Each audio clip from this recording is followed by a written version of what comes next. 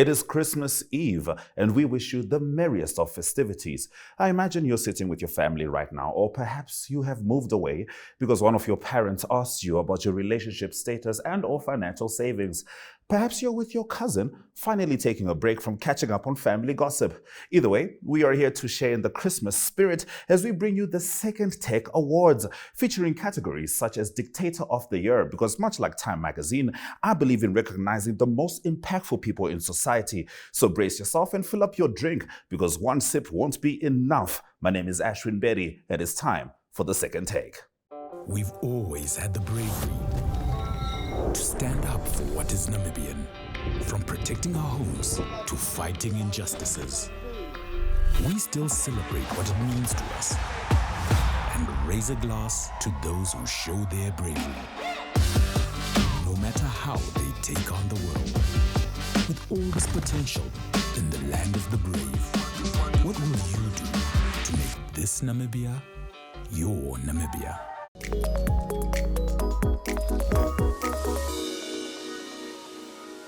Welcome back to the show. Let's get straight into the Second Take Awards. We start out with our Public Officer of the Year. Our runner-up was Kenya's Meru Governor Kawira Mangwaza, who faced impeachment twice in 10 months. In Kenya, Meru Governor Kawira Mwangaza has been impeached for a second time in 10 months. Now, Governor Mwangaza was impeached first by the County Assembly in December last year, barely 3 months into office. Nothing says that you are not meant for a job than people trying to get rid of you twice in 10 months and just 90 days into working. That means that the discord was instant, like your auntie standing up to sing after having one too many drinks at your wedding. And much like your auntie, the governor was allegedly drunk on power because she is accused of misappropriation and misuse of county resources, nepotism and unethical acts, vilification and demeaning of other leaders, illegal appointments, and usurpation of statutory power.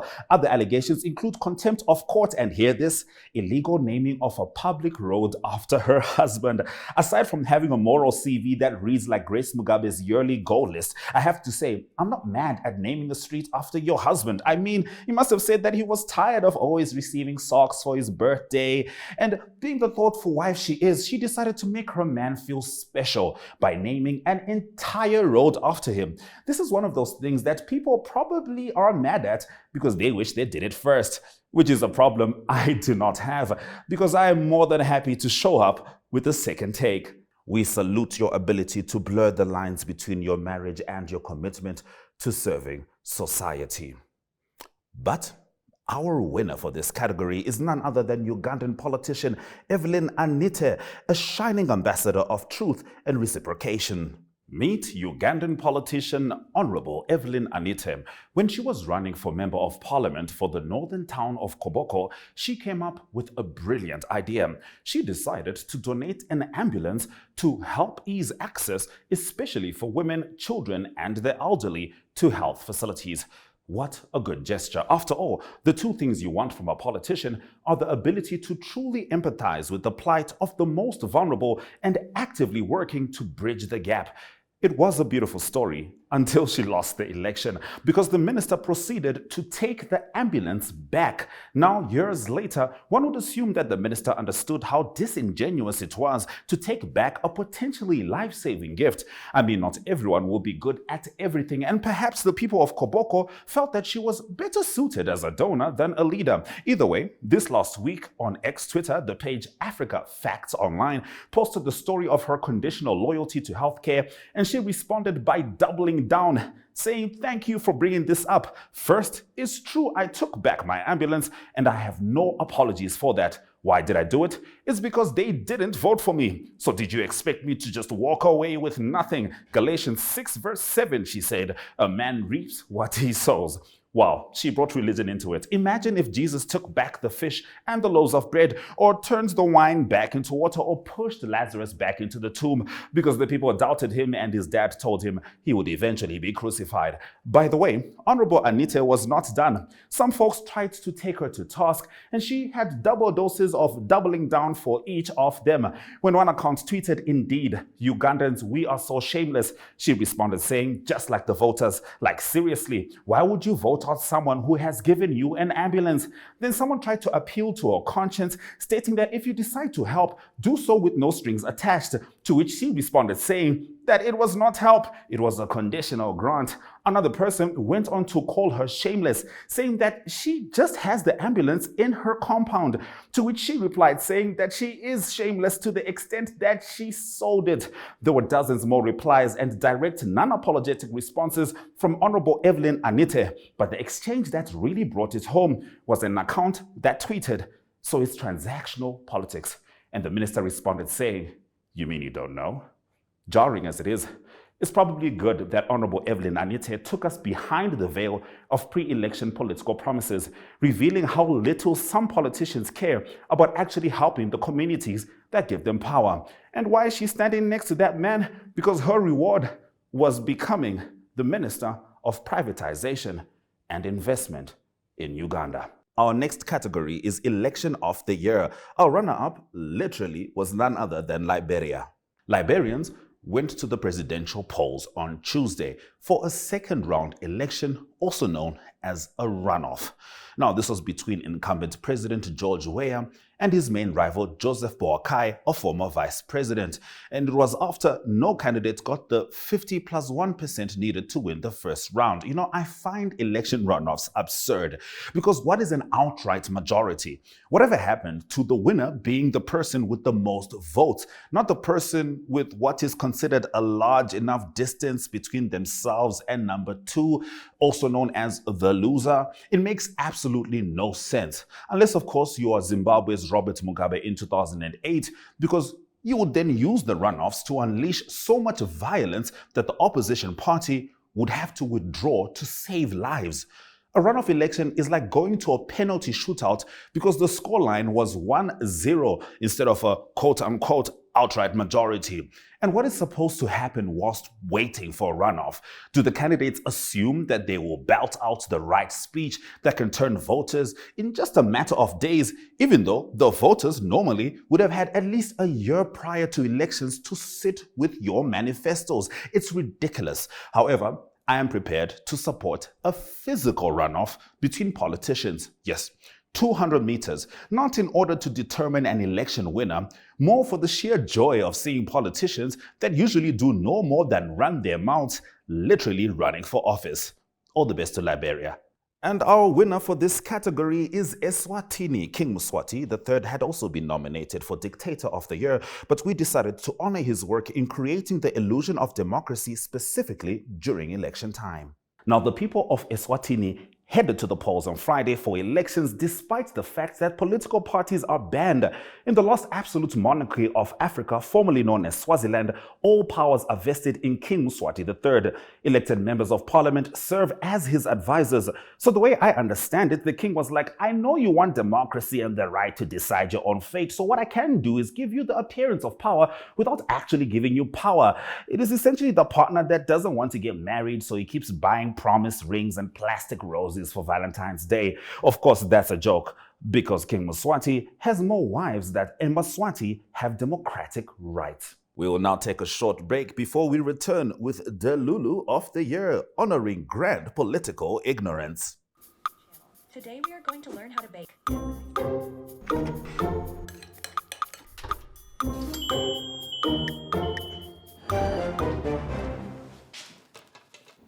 Welcome, everyone.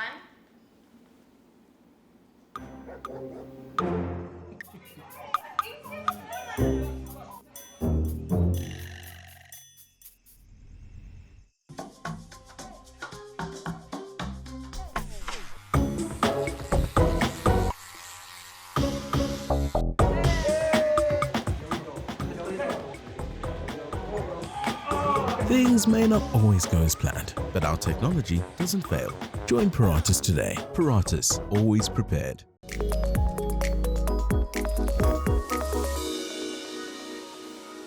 Let's get into the Delulu of the Year award. This award recognizes political delusion executed with utmost confidence. Our runner-up was Malawian President Lazarus Chakwera. Now, about a fortnight ago, many people, including myself, were giving Malawian President Lazarus Chakwera credit when he suspended all foreign trips by government officials, including himself. The move was part of what he called tough measures to heal the Southern African nation's economy, and I found the move to be quite pragmatic and a sign that he was heading in the right direction.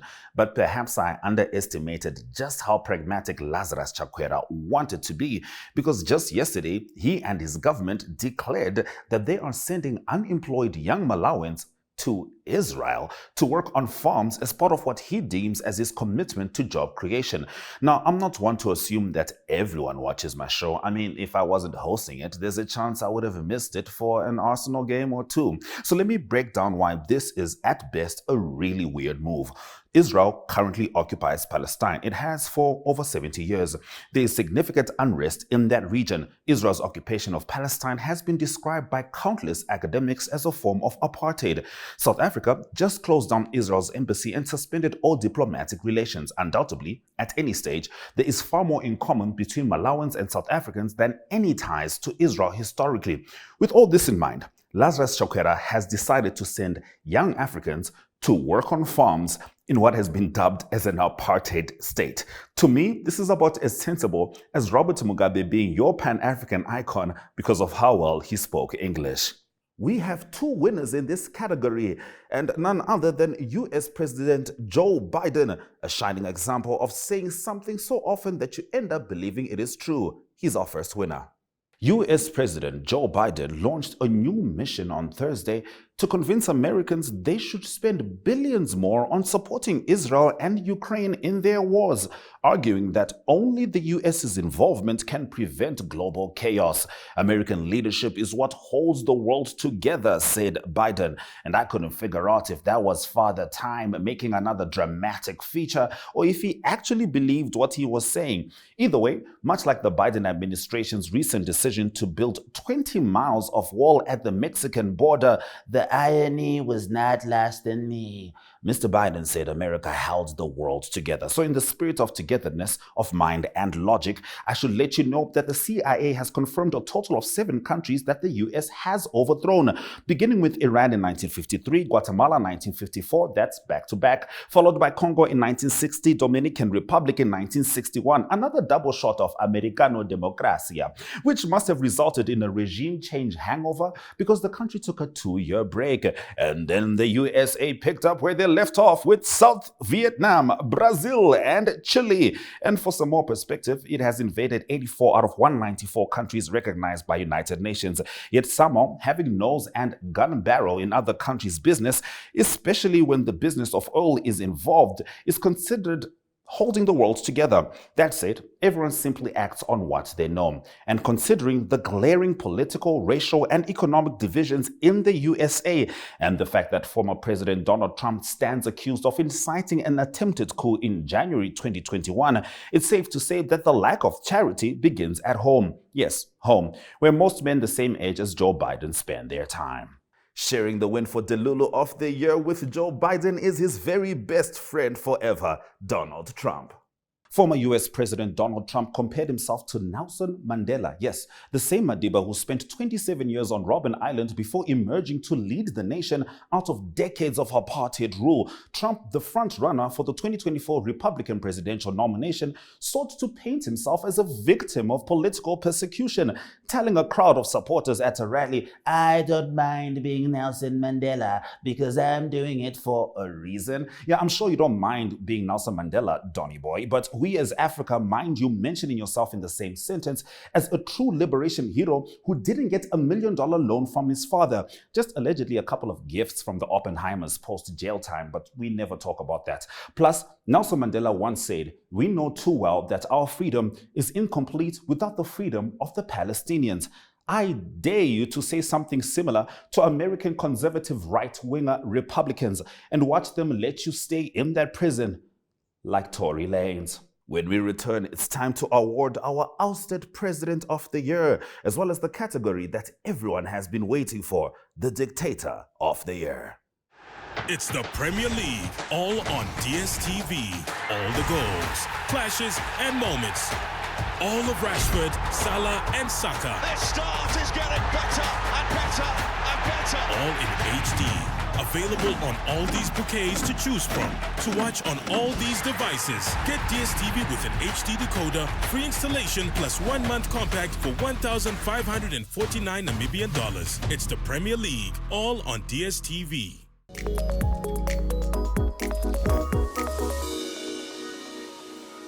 Before we award our ousted President of the Year, we would like to recognize the work of South Sudan's President Salva Kiir, who is poised to gun for this award next year. South Sudan's President Salva Kiir has sacked his police chief very randomly, and there are assertions that it is because he is trying to protect himself from a military coup. Now, Salva Kiir has been in power since 2011, so some might say he's a dictator, but I think he would prefer to call himself a long-term guardian. It's just smart branding. Now, this wasn't the first time he allegedly acted swiftly out of fear. He once got rid of 35 ministers in one swipe. You know, alleged dictators are very fascinating. If you know that people are plotting against you, your permanent plan surely can't be firing people each time you feel paranoid and just hoping to see another day. It has never worked, and they keep doing it. So I am here to help. Presenting my new and exclusive handbook crafted for African dictators titled How to Know When It's Time to Let Go. I'll read the introduction and the first page if that's okay. I know how you feel. You thought it would last forever. We can't always get what we want. I know that it's hard to accept and therefore it's hard to perceive, but purchasing this book is the first step to your political self-awareness and possibly saving your life. Page 1. Do you find yourself constantly firing people because you have been feeling that they may be plotting against you? Now, this is a rare phenomenon, but most scientists have concluded that it's because you took over a country with the promise of freedom and democracy and instead created a kleptocracy while selfishly enriching yourself and oppressing the people that trusted you with power. The end. Let's move on. Our runner-up for ousted President of the Year is Niger's former President Mohamed Bazoum. The military government in Niger says it has foiled an escape attempt by the deposed former President Mohamed Bazoum, who has been under house arrest since members of his presidential guard staged a military coup late in July. Now, the former president attempted to flee in the night with his family, cooks, security, a military spokesperson said. Now, nothing says priorities like fleeing with your cooks. The ousted president clearly had issues letting go of some of the luxuries of the past. Having 2 cooks in your escape plan says that you couldn't read a room if a tattooed elephant was at its center. And I'm not one to justify military coups, but the reasons behind longtime leaders getting ousted are sometimes easier to make sense of than the dynamic of Jada and Will Smith's relationship. For example, if Bazoum was of the opinion that a person fleeing the country in the most desperate of circumstances needed at least 2 cooks, then perhaps he could have put more effort into ensuring that his country didn't have over 4 million people starving while he was still in power. And our winner for ousted President of the Year is the otherwise lovable Omar Bongo of Gabon. We start our stories of the week with the recent events in Gabon, where a military coup thrust the Central African nation into turmoil, unseating the president just minutes after he was named the winner of a contested election. Ousted President Ali Bongo Ondimba, also known as Ali Bongo, has faced accusations of election fraud and corruption since he began ruling the oil-rich but poverty-stricken nation nearly 14 years ago. He took over from his father, Omar Bongo, who was the president for 42 years, 1967 to 2009. Now, Gabonese President Ali Bongo, speaking from apparent house arrest on Wednesday, asked the international community to make noise to support him and his family in a video shared widely online after military officers declared they had seized power. So naturally, I wondered why he was not appealing to his local support, fellow patriots and citizens alike. I mean, if you are democratically elected and you have the majority of votes, it's logical to appeal to your people to free you. So I thought I was wrong, because this was the reaction from the people of Gabon.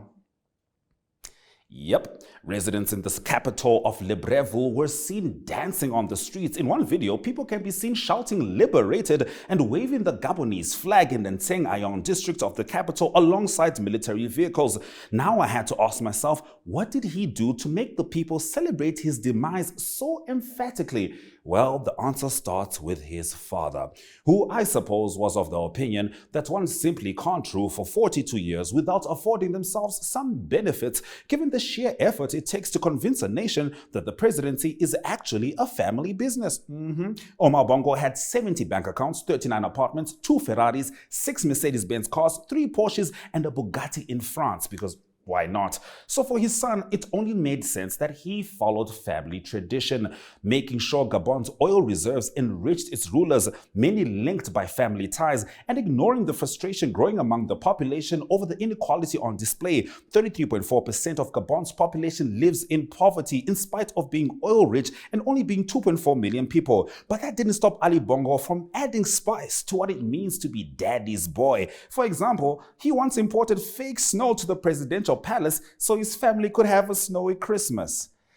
Okay, so it's safe to say he left a sour taste in many people's mouths, people who would clearly prefer to have food on the table. But things didn't have to be this way. See, Ali Bongo could have changed his fate, not this year, but in the 70s when he was a funk musician going by the stage name Alain Bongo. That's right. He even released an album in 1977 titled A Brand New Man. And perhaps if his father had allowed the African boy to be an artist, Gabonese people wouldn't be asking for the same thing. After the break, we are proud to bring you the Dictator of the Year.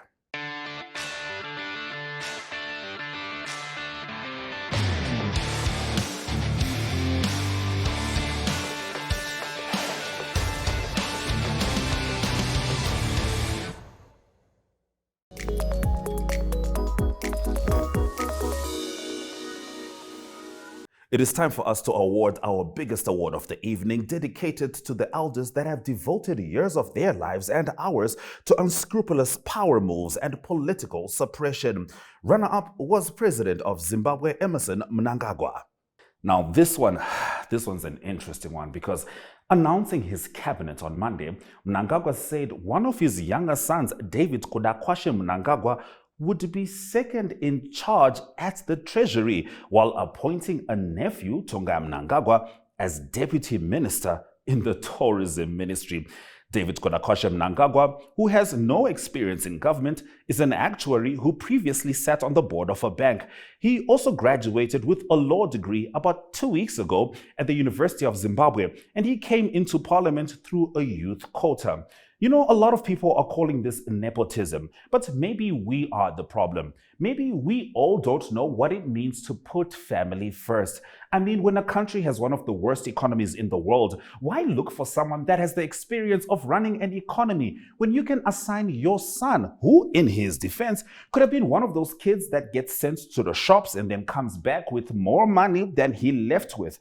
I just thought that the reason someone seizes power is to do things differently. Because at some point, Mnangagwa was also of the opinion that Grace Mugabe was not qualified to succeed Uncle Bob. But much like Grace's qualifications, just last week, he conferred First Lady Auxilia Mnangagwa a Doctor of Philosophy in Law honorary degree. And again, I think we are all at fault for not seeing a problem with this, or rather for seeing a problem with this. See, we're all thinking selfishly and not considering his marriage. Some wives need more than flowers and dates. Undeserved academic qualifications is how the real husbands of African coups get it done. I don't make the rules. And our Dictator of the Year is none other than President Paul Biya of Cameroon. 40 years ago, Every Step You Take by the Police was topping the charts, with Billie Jean by Michael Jackson right behind it. 40 years ago, Motorola was circulating the very first mobile phone, and Super Mario was 2 years from being created. Fast forward to today, Taylor Swift and Doja Cat are topping the charts. Cell phones are literally the center of our lives, and grown men can make a living from playing video games. Now, in all that time, Cameroon has had one president, Paul Biya, who is celebrating 40 years in power. He is 90 years old, and many voices within the ruling Democratic Rally of the Cameroonian people have already called for him to vie in the 2025 presidential election for an 8th 7-year term. Listen, my grandfather is not 90. He's relatively healthy, but I'm not asking him to lead even my youth group without prioritizing his rest and perhaps his rather conservative heart. Who asks anyone over the age of 80 to take up another shift leading an entire country? Well, the Ivory Coast, Equatorial Guinea, Zimbabwe, obviously. Museveni gets an honorable mention because he just looks the part, and the last addition to the old boys club is none other than Joe Biden. Now, all the presidents mentioned would have had their lunch taken by Paul Biya because even they are youngsters to him. And the thing about elderly folks is you can't make them do anything, even for themselves, because last year, thousands gathered in the capital Yaoundé to celebrate the president, and he did not attend. The man was too tired to celebrate. How much energy do you feel he has for the pertinent issues constantly stemming from Cameroon? At some point, we need to feel sorry for these leaders, so I am starting a movement. Hashtag Let Grandpa Rest, a Robert Mugabe-inspired movement that seeks to protect elderly Africans from working 30 years past their retirement age. Believe it or not, Grandpa Biya, it's for your own good. Trust me on this one. Would like to say congratulations to all our winners, and we certainly appreciate our viewers sticking with the second take. From just September, this show has been growing from 2 to maybe 14 or 40 views per episode. Either way, we are growing and we are keeping it going. In the spirit of Christmas, I like to give some advice. New Year's is coming around, and I like to keep my advice a little, cryptic, non-literal. So this is how it goes. Do not allow the lotion to make you forget that you have Vaseline. Do what you will with that. My name is Ashwyn Mberi. This has been The Second Take.